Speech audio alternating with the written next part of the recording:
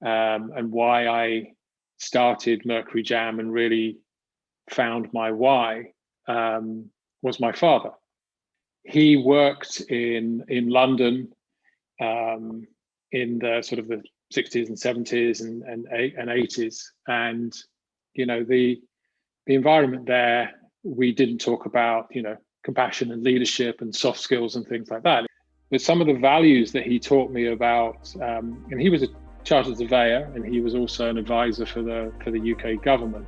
But he also fundamentally told me it's always about the people. I want to welcome you to episode 21 of the Living and Leading with Emotional Intelligence podcast. I'm your host, Brittney-Nichole. I want to thank you so much for listening. It's amazing to see listeners from all around the world, currently from 1,005 different cities.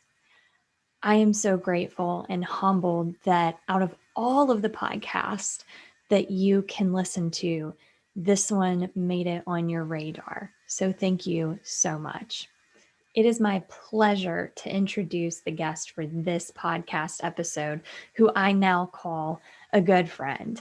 Schambra Stevens is the founder of Mercury Jam and currently resides in Amsterdam, although he has lived all over the world. And I think that's the beauty of technology, is all the good we can do, all the connections we can make from people all around the world. Neil says that his mission is to give people the support and tools to cope with working life, to enrich their lives and reduce the risk of burnout. Celebrating little moments of daily joy helps create a way to live your life and combine your passions and your work every day. To learn more about Neil, you can find all of his links to his social media and his website in the description below. So without further ado, here is Neil Schambra Stevens. Are you ready? You ready to get started? Yeah. Okay. It's always a new experience, right? New things are fun. Right now, well, welcome to the Living and Leading with Emotional Intelligence podcast. It is such an honor and privilege to have you on. So for our listeners, Neil and I met, I guess it was a LinkedIn event that I hosted, right?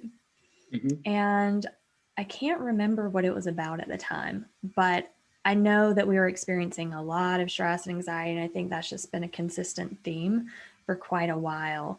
And you and I had great conversation during the session, and we decided to carry it over into 3 more conversations.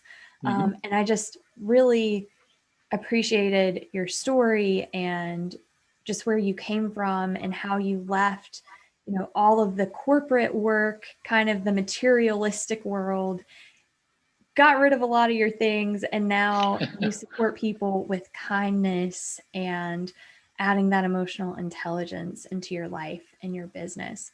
So I'm going to let you tell the audience a little bit about yourself so they can get to know you. Okay, thank you so much, Brittney-Nichole. Yeah, I think the webinar was it was related to obviously emotional intelligence, and I think it was to do with the launch or the release of your book. But anyway, it did trigger a lot of conversations between us, and yeah. So just to give some context of how we kind of came to be, or how I came to be having these conversations.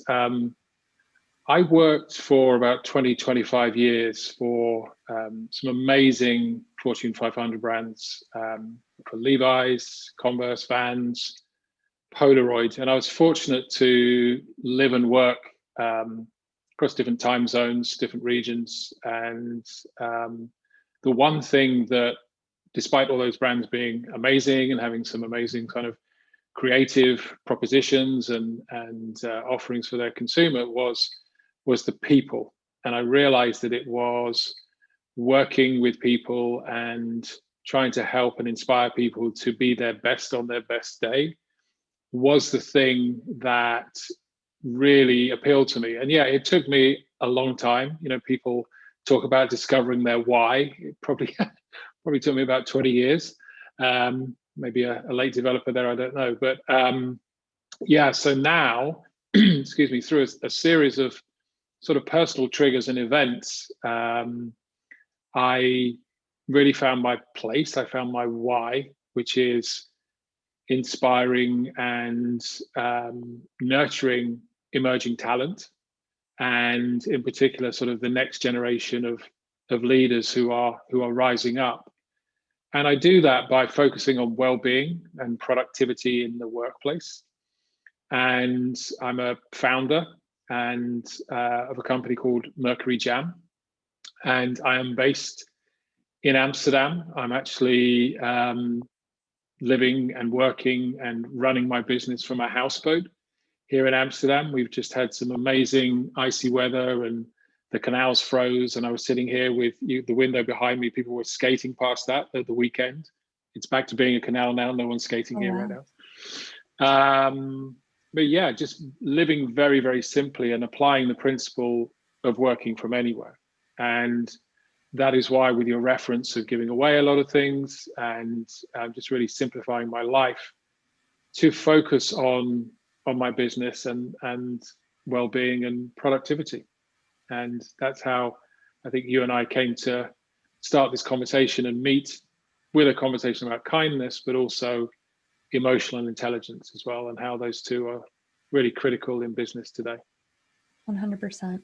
And I know we've had conversations as well about the different generations and how they think about things and how they feel like a business should be ran or what's appropriate to discuss. And you are working with, would you say, Gen Z? Would that Gen Z? Is it Gen Z, Gen Y? Let's go with age groups. I'm better with age groups than, but it's like, would you say like the 30-year-olds and below? Is that kind of your target? Yeah, I mean, I would say either from a demographic or from a career perspective. So yeah, I think millennials would be sort of the kind of 22, 34, and there's an age group that's coming below that. I really focus on middle management, or those people who are aspiring to move up the corporate ladder. And the reason I do that is I was really fortunate in my own career to work as a CMO and as a vice president of marketing in some fairly significant businesses. So I'm familiar with sort of the landscape in the boardroom, sort of the decision-making process sort of at the top of the tree. And I think that there's a really good level of representation in terms of strategic support, executive coaching. Where I see a real gap is in that rising group of individuals, that rising talent. And my purpose and my why is really to support that next generation, as I say.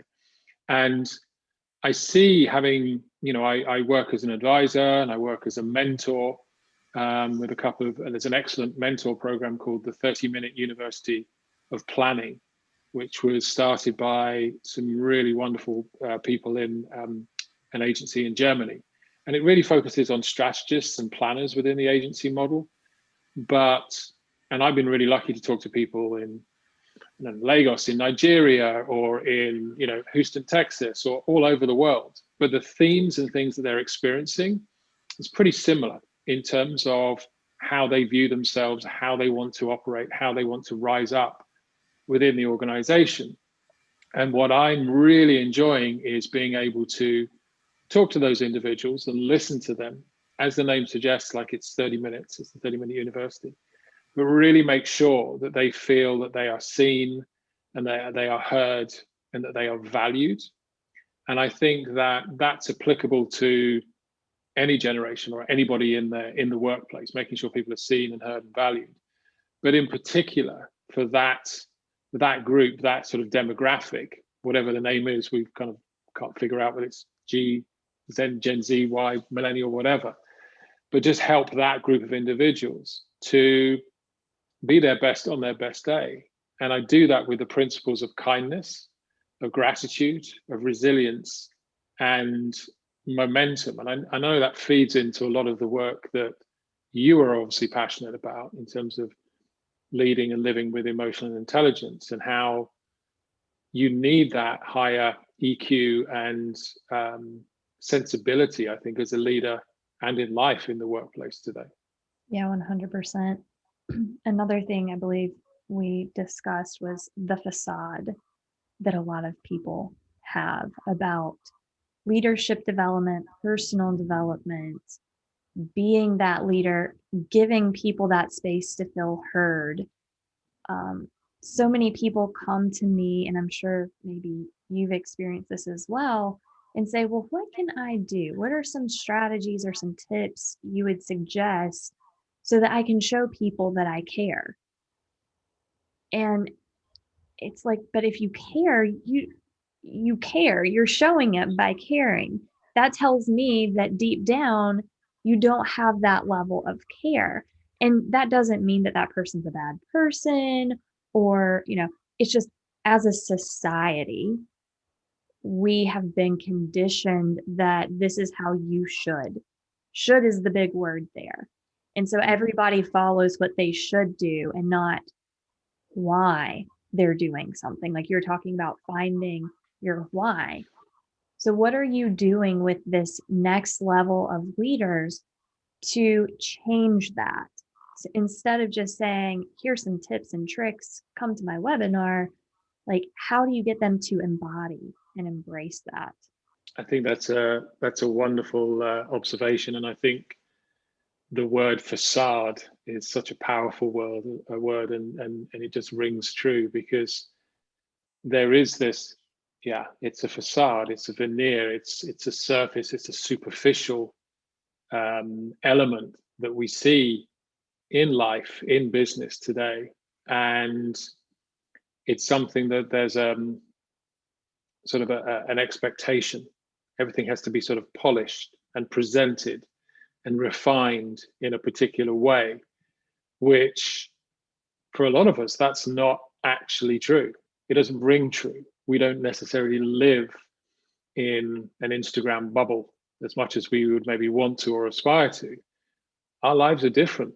Our lives are messy, are clumsy, disorganized. They're not so refined and clear.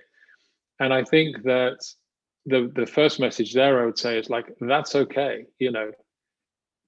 Clumsy is okay. Not necessarily having a clear path is okay. And in terms of some of the recommendations that I would have with people, I think first and foremost is I talk a lot about the importance of being more you as an individual, and really striking an authentic tone of voice for who you truly are, and really tapping into how you're feeling on any particular moment or given day. And I think being honest with yourself and others around you, that it's okay to be happy, it's okay to be vulnerable, it's okay to be emotional. Those are all human qualities and traits which there's always two sides to everything. We can't live in a perpetual state of happiness and joy and ecstasy and all the rest of it. That's not how life works. A good friend of mine always says that life is a bad hand played well. And it's true. You have to look for the opportunities, you have to look for gratitude. And I think what I try and do with people is to create a safe space initially as a leader. I think that's a really important thing, to create that holding space for people to step into, to express themselves, to speak with an authentic voice, because then that builds trust, that builds compassion and openness. And from a leadership point of view, it inspires loyalty as well. Now, if you sort of package some of those elements up and apply it to the workplace, as a leader with a team of employees, if you build trust, if you build loyalty, You inspire people to kind of push themselves, to take risks, to explore more. So the company might become more effective or more innovative or certainly more productive and certainly more harmonious as a team. And then I think by inspiring the loyalty piece as well, you are reducing absenteeism. You are reducing the turnover of people within a company. People showing up going, this is a terrible place to work. I don't feel valued here. I'm off. I'm going to offer my skills and experience and the best years of my life somewhere else. Yeah. So there's a positive aspect to that as well. And so it might start something very simple with a facade and not actually being true to yourself. But the journey as a leader, if you can start to unpick and unravel that and enable people to have a safe space to speak authentically, you inspire so much more as an individual, but also as a team, as a company, as an organization. And the benefits of that, whether it's from a financial, emotional, or just the sheer joy of living, is so much greater. And it just starts with really something very small and really kind of ripples and triggers out from that, I would say. 100%. Can you think of someone in your life that was that person for you, that held that space for you, and that kind of gave you a shift in perspective, so to speak, in your leadership journey? I would love for you to share, if you can think of someone, what that was like for you. Yeah, I mean, I think it's I'm smiling as you're asking the question, because I think one of the triggers for me and why I started Mercury Jam and really found my why was my father. And he worked in London in the sort of the 60s and 70s and 80s. And, the environment there, we didn't talk about, compassion and leadership and soft skills and things like that. It was London, in like any big city in the sort of 60s and 70s. But some of the values that he taught me about, and he was a chartered surveyor, and he was also an advisor for the UK government. But he also fundamentally told me it's always about the people. And it did, as a teenager or whatever, I didn't really necessarily get what that meant. But he's like, it's always about, whatever you do, it's about people. And what happened was he passed away. My father passed away in 2019. And we had this wonderful Thanksgiving service for him to celebrate his life. And the number of former colleagues and co-workers and people that showed up for this Thanksgiving service or sent messages of condolences and sympathy. But amongst those messages were some wonderful insights, like, your father always came to work with joy. He inspired others. He told people knew what was important to him from a business point of view, but they knew what was important to him outside of work. So whether it was nature, the outdoors, his family, they knew.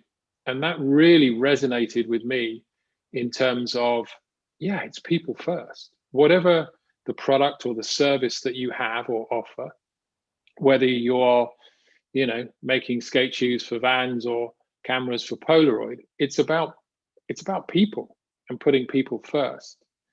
And I think those are, it was that real aha moment. And for me, it's a personal journey. I'm kind of trying to honor his amazing legacy and continue that good work. And that sort of provides some motivation for me along the way. But I think it's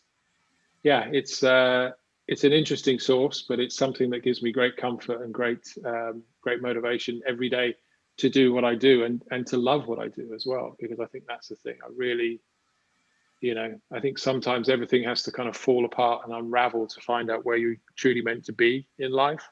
And I really feel that I found my my place and my energy through the work that I do, through coaching programs and the strategic work that I do, particularly now where we are all working remotely, we are working online, and the need to reach out to people is greater than ever before. So thank you for sharing that, and I'm sorry for your loss. I mean, I know that's a fairly recent loss, and when you're that close to someone, especially someone that made such a big impact in your life, I can't imagine what that was like receiving. It was kind of like a bittersweet thing, you know, to receive all of those letters from these people that your father has influenced and inspired and changed over all of these years. And you brought up something that is extremely important and I want to expand upon, and that is legacy. I hear my clients talk about legacy a lot because I work primarily with high achieving male entrepreneurs. And so they say, I want to leave a legacy. And I say, well, what legacy do you want to leave behind? Because they're talking about bonds and real estate and money and things like that. But they're starting to find out that they want to leave something far beyond materials and monetary values to their children. And that's what your father did. You know, his impact, talk about ripple effects. I mean, that's going to go on forever. People don't realize how big of an impact just one person, if he just influenced one person, let's say being you, then you influence hundreds of people, and then those people are inspired by you. I mean, it goes on and on and on. So do you have those conversations with the leaders that you are raising up about the legacy that they want to leave behind? Do they think big picture like that when you start working with them, or is it mainly just to be the best that they can be in their position at the time? Well, firstly, thank you for your kind words about my father. I think that with regards to the people that I'm talking to right now, I think they're really. I'm trying to keep things really simple for them and kind of unravel, because there's a whilst some of your clients are, they're focusing maybe on sort of material things, and you're trying to distract them to more intangible emotional elements. I think a lot of the conversations that I'm having right now, there is a focus in terms of what does success mean, and it would be a new title or a level of compensation or something like that.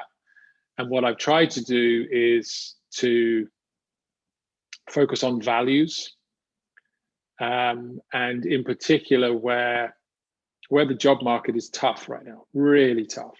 Global pandemic, global recession, it's real, okay? And so people have sadly, lost their jobs or looking for new employment, and maybe they're seeing a position for 5 years or 8 years experience, and they have 3 years experience or 4 years experience. And what I'm trying to encourage them to do is to focus less on the time related to the position, and more about their values, and do their values match the company or the agency or the brand of that their values as well. So by focusing on values, at least when you have a conversation with somebody about a job, you can say, my values are integrity, authenticity, vulnerability, whatever it might be. Your company is set up about vulnerability, innovation, da da da da da. We have a match there. There is a synergy there. And by doing that, when you are talking to somebody about a potential employer, you are positioning yourself and helping them think about what would that person look like or act like or behave in the company. Because 5 years, 8 years, that means you showed up to work for 5 years or 8 years.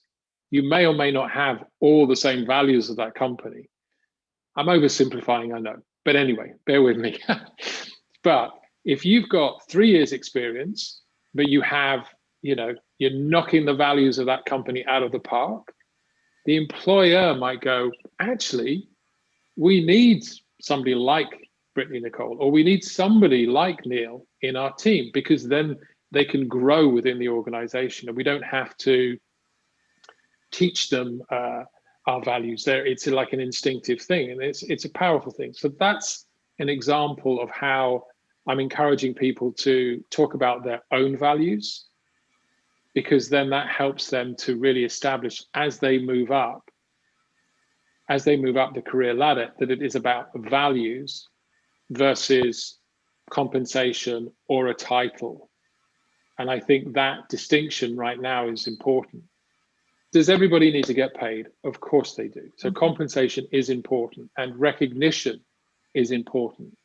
But those two elements, the title and the salary or the benefits, shouldn't be the only driver. It's something it's important to establish what their own personal values are, their personal code, their ethics, and just to enable them to feel confident about themselves and position themselves in a truly authentic way. And I think that's what I'm really driving from, because then they start to build their own legacy from that versus just purely the materialistic things. Definitely. It reminds me of my past employer. I worked at Wells Fargo, and honestly, everybody, that's a big company. That is like massive. So some people have certain feelings about it, but I loved working there. I loved the people that I worked with. There was one thing though, and it's not a Wells Fargo thing. It's a cultural mindset that I think goes across a lot of very well established, long existing companies. And that is seniority. It's really hard for people, especially the older generations, to break out of that seniority mindset that you need to put in the years, so to speak, to move up, to be able to get involved in certain things. I'm specifically thinking of one thing. I wanted to be a part of this leadership development program that they were offering. You had to submit an application, do all these questions, and kind of like an interview process to get into this leadership development program. But I had that leadership mindset. You give me a task, I'm all for it. Even if it makes me a little uncomfortable, I'm ready to go, right? And so I applied for this and I didn't get it. And so I'm thinking, okay, can I get some feedback for why I didn't get accepted in this position? And I was told, well, there's people who have been here 10 years and they, need to get into this program because they're stagnant. They're not really showing any interest. So we want to kind of push them into this leadership program to motivate them. And I'm like, but if they haven't taken initiative in these 10 years, if they've been in the same position for 10 plus years, to me, that shows they don't want to move up. They don't want to be a leader. So why would you not give that opportunity to someone who is eager, chomping at the bit, so to speak, to jump into this program to better their leadership skills? And that always kind of bothered me, because what would happen is once they have this cohort, half of them would drop out because they were pushed into it by their managers. So, I don't know where this isn't really leading into anything, just more of a statement of that was really frustrating for me personally as someone young and new in the company that wanted to get those skills and mentorship, get that mentorship from senior leaders so I could become that person. But yeah, they were giving it to someone who had no interest. And how did that make you feel? There was a number of when we didn't get the position, hearing that feedback, how did that make you feel? Well, I had a number of feelings. I think frustration. I didn't feel helpless at all. It was kind of like, okay, I will find another way. And I think that's the kind of leadership mindset. If an obstacle is put in your way, you don't stare at it. You say, okay, how can I maneuver around this? It's just, a little speed bump, in my opinion. But it was disheartening, I think, that the company had that mindset. And I don't want to even say company. It was that very specific department that I was working with that had that mindset. Yeah, I think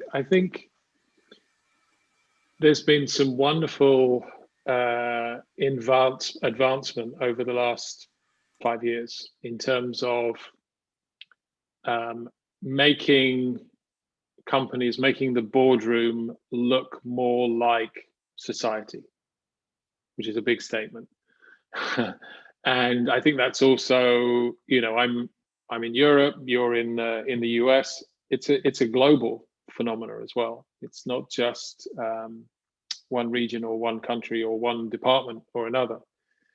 And I think that's where I think there's an opportunity to, really use some of the qualities that we're talking about, use emotional intelligence to address issues like that, where there are you relatively young in the organization, with ambition, with interest, with motivation, and there's somebody who is stagnant. And I remember we had that conversation where you were telling us about how someone was reacting to sort of certain situations that are happening in society with the panel and all the rest of it. And I think there's an opportunity for, it should never be, out with the old, in with the new. There needs to be a transition where an older generation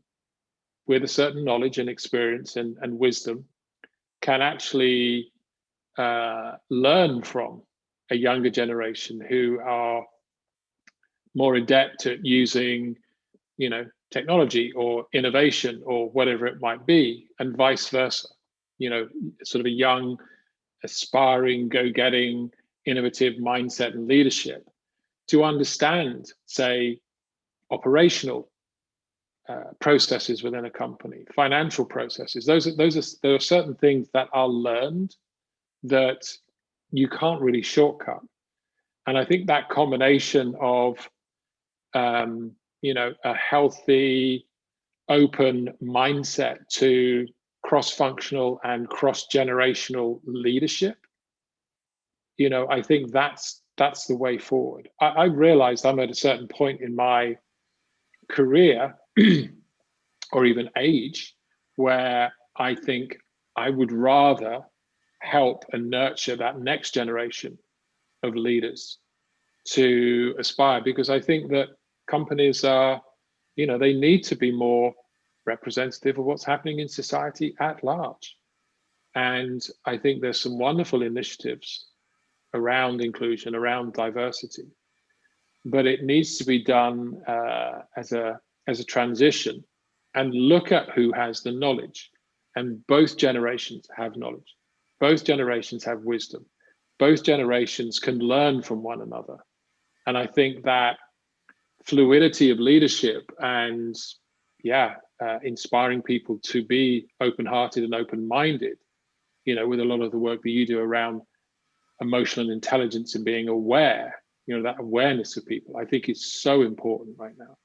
And the benefits of that, that way of thinking and approach to life and to business, I think is only going to manifest itself in more ways as people, words about empathy, compassion, soft skills, as we keep hearing them called, kindness, those will become the norm as people appreciate the benefits of it, and I think that's a really important thing, that there are huge benefits versus toxic cultures, which cost, corporate America $1 trillion a year in absenteeism and burnout. And that's pre-COVID, and that's burnout as defined by the World Health Organization. And in 52% of those cases, it could be avoided. So the figures are out there. The cost to company is huge. Yeah. And yet companies aren't doing anything. Well, they're starting to make changes, but the data, the analytics, it's all out there. The knowledge is out there. Let's start using kindness and compassion and emotional intelligence in a positive way as our superpowers, if you will. Yeah. And I think about the source, and I talk about this in my book. People talk about, well, you got to start with the leadership top down. But I think we need to start everywhere. I think there needs to be hot spots in our children and youth, hot spots in leadership, everywhere, across the board. Everybody should be applying this and not expect someone else to start the movement. And I think we're seeing that, but it's very slow. We've got a lot of correcting to do. And within organizations, I totally agree with you that people need to learn from each other instead of fighting each other, instead of saying, yeah, those millennials are the problem, or those old geezers don't know what they're talking about. They're so change averse. All of my mentors are white men, and I don't want to call them older white men, even though some of them are, but if they're listening, I don't want to offend them.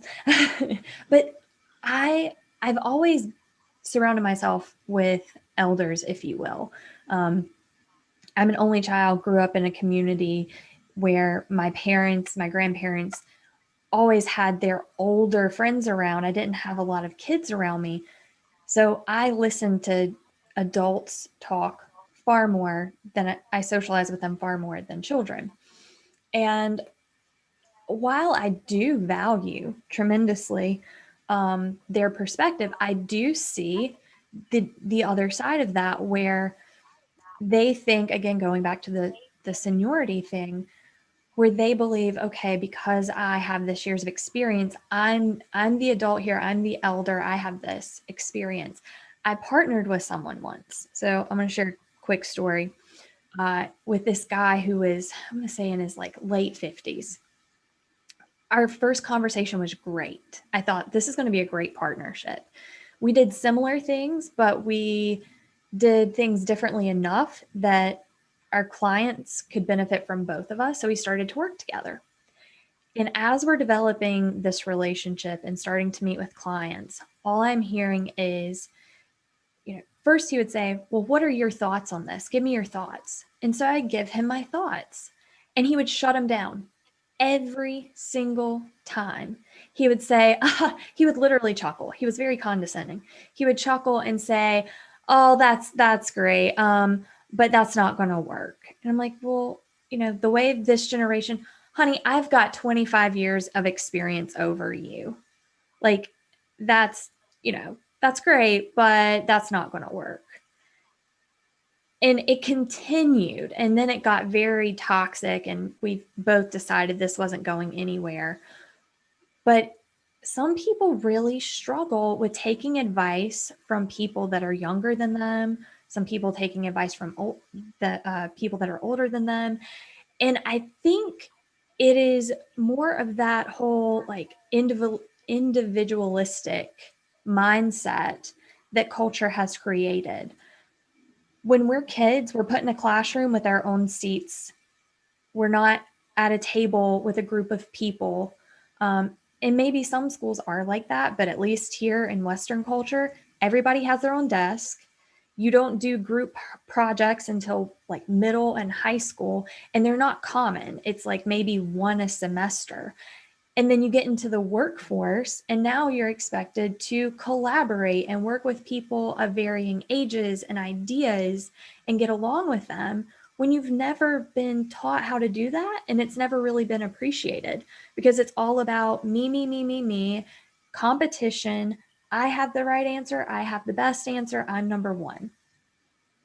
Right. And I think that's a huge problem that we need to fix, is starting with the kids and taking them away from this individualistic achievement and saying, no, it's a group effort. We all have to work together. Because now we're getting into companies and people are wanting to say, well, I did this and this was my idea, because the ego is getting in the way.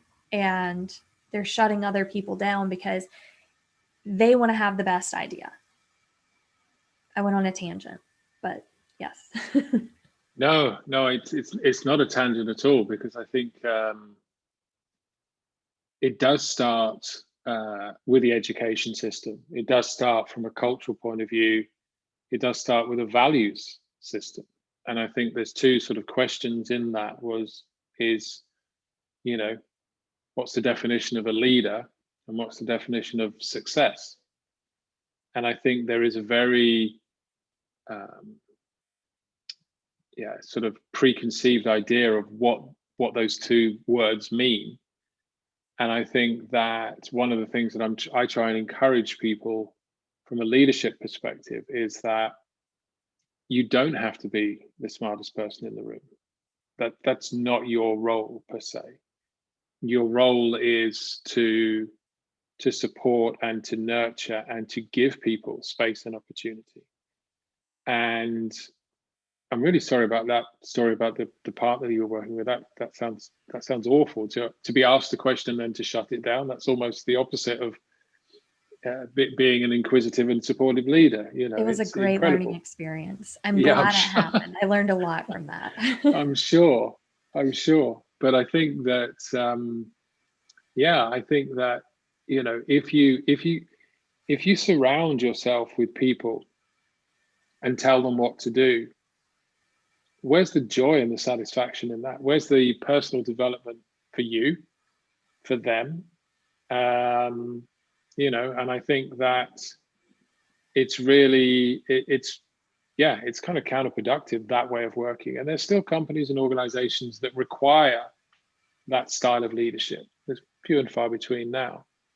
But I think that, just to illustrate I've got a point to illustrate here. So I forgot what I mean. I live in Amsterdam, but I'm originally from the UK, and there's this wonderful television program that used to be on called One Man and His Dog. And it says a lot about primetime television entertainment in the UK in the sort of the 80s and 90s, because it was a program about a farmer and his sheepdog. And it was a competition. And what the farmer had to do was to, using his sheepdog, there was a flock of like 4 or 5 sheep, and they were loose in a field. And the farmer had to whistle and use calls, whistles and things. And the sheepdog had to go and herd the sheep, small flock of sheep, take them around an obstacle, and then actually get them into the pen, and then they could close the gate. And it was against the clock, and obviously the fastest, you know, getting all the sheep in, you know, none of them missing or whatever, that was the winner. Now, why am I telling you random stories about, you know, farmers and sheepdogs and things? The key thing there is that it was the dog's responsibility to get the sheep into the pen. The dog, however, did not lead from the front, he led from the back, and he was actually cajoling the sheep left and right to get them in. So in the workplace, the sheep, not comparing, you know, employees to sheep, but people making their own choices, making their own decisions, going left and right. The leader, being the sheepdog, cajoling them along, keeping them safe, making them move this way, and ultimately getting them to their destination. But that's leadership from the rear, not necessarily from the front. And I think that's something that I've always, in certain circumstances, encouraged people to do. Allow people to step forward and try things, and know that you have their back, that you're enabling them to try something. And I think that way, once the project, the assignment, whatever it is completed, you can take a step back and say, we did that as a team. Now, there are moments when, as a leader, you need to stand up and you need to lead from the front and make a decision or make a call, and it could be a tough call. And that's why you have that responsibility. But for the most part, you are there to be collaborative, to inspire individuals and to inspire a team of people to work together in a safe, supportive, collaborative environment. Because statistically, that is the most effective and efficient way of working. people working in silos, people working individually, people not sharing, does not inspire productivity. Right. It's a proven fact. And I think especially now where we are dotted all over the world, dotted across, we're not in the office anymore. We're all working on these little screens and having meetings like some random, version of Celebrity Squares or whatever. We need to be there for each other and engaging with each other, and helping each other out. Now that can't work if you're on a call with 6 other people, one person's talking, that one person tells each and everybody, this is what you need to do it by then, switch off, go. How's that going to inspire anybody? Right.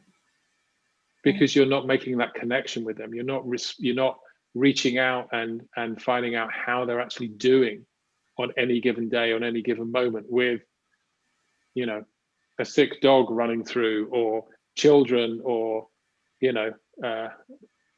all manner of things that are happening now as we are living in lockdown. It's the reality that where our work and personal lives are blended together. We need that level of leadership and inquiry, and to find out how people are doing. 100%. Yeah. When you're talking about the sheep dog, I also thought about a bowling alley with, the bumpers that ensure that the ball doesn't go in the gutter, but it's free to go wherever it wants. It still guides them down the path. But I want to expand on something else. And of course, now that I brought up the bowling ball in the gutter, my mind completely just, lost track of what I was going to say. Had to obviously do with leadership. And I'm really trying to figure out, wow, where was I going? I'm telling you, with social media, my mind, I've noticed my attention, and I lose train of thought more consistently now. Have you noticed that over the past couple of years, your mind just blank? What I try, yes. The short answer is yes. And as a consequence, I really try and limit my usage and time and energy that I give to it, because it's something that, I have a particular routine in the morning, and I won't check I check the weather, because living in Holland, it's so unpredictable. It might be raining one day, sunshine the next, snow the next. But I intentionally don't check emails. I don't engage with my phone. I think it's the phone more than anything. I don't engage with my phone, other than to maybe switch my alarm off, select some music if I'm doing a workout or something, but I intentionally don't engage. And the reason being is that as soon as you step into that world of emails, of social, or whatever it is, you feel obliged to respond, to tap, to like, I've got to do that email. And unless you're actually available and present to respond in that moment, you're not being in the present. You're not focusing on enjoying, your breakfast or your workout or whatever. If you've got something else on your mind, you're not 100% present. And I think that's the thing. Finding the balance where you can give yourself, 5-10 minutes just to idly scroll through, that's okay. But it shouldn't be at the expense of enjoying a moment for yourself or being present. And that's the thing that I try and encourage people to do with my programs, is to try and be grateful and present in the moment as they can be at a specific moment in time, and not to have these distractions, notifications, whatever. I think for me, because I toggle back and forth through so many open windows on my computer and so many apps and checking on things, I think that has influenced that very quick goldfish memory in me, because my memory has always been really great. I mean, I can remember things from when I was like in diapers. Most people can't remember details like that. And I still can. But I can be downstairs doing something and go upstairs to get something or do something. I get upstairs. I mean, literally just seconds passed walking up the steps, and I've already forgot what I came upstairs to do. And it used to be every now and then. Sorry, my phone's going off now. Right on cue. Yeah, right on cue. Ontario, interesting. But yeah, I would check out within just a few seconds, and that's just what happened right there.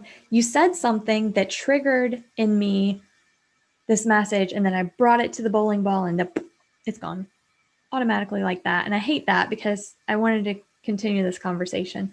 But I can't believe it's almost been an hour. Can you? That went by really fast. It's been a great conversation, really good. Between us bouncing between bowling balls and sheepdogs and social media and everything in between. Right? Yeah. Well, Neil, how can people find you and learn more about you? Right. Oops, sorry. It's ironically we're toggling between Clubhouse and recording a podcast at the same time. Multitasking doesn't always suit me. So how can people find me? So the name of my company is Mercury Jam, and I can be contacted via LinkedIn on either Mercury Jam or my full name, which is Neil Schambra Stevens, or via Instagram. My handle is Mercury_Jam, and just reach out and send me a message. For my coaching programs, whether individual or team, I always do a free discovery session just to kind of check in and connect with people.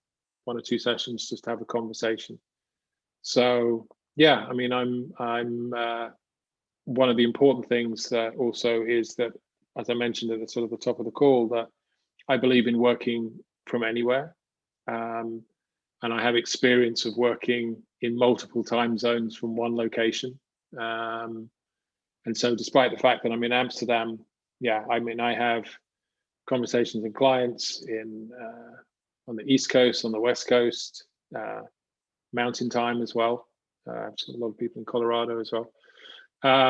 So yeah, so if you're interested, and if I've piqued any interest in conversation over the last hour or so, then please reach out. I'd love to have a chat. Fantastic. It has been great having you. For anyone listening, remember that we are now doing live chats on Clubhouse. So I want to make that clear. You can follow me on Clubhouse at BNC_23. And I will add my guest as the co-host like I did with Neil today. And the benefit of having this live discussion is at the end of our conversation, if you're on Clubhouse, you can ask the guest questions if you join that you would not be able to do from this recording. And you're also going to get this, on Clubhouse weeks to months in advance before the actual release of the podcast. So definitely check that out. Check Neil out. And thank you, Neil, for joining. Thank you, listeners, for listening and watching the show. And thank you, Brittney-Nichole, for having me. It's been a pleasure and a great conversation. I've really enjoyed it, as always. So thank you. Pleasure is all mine.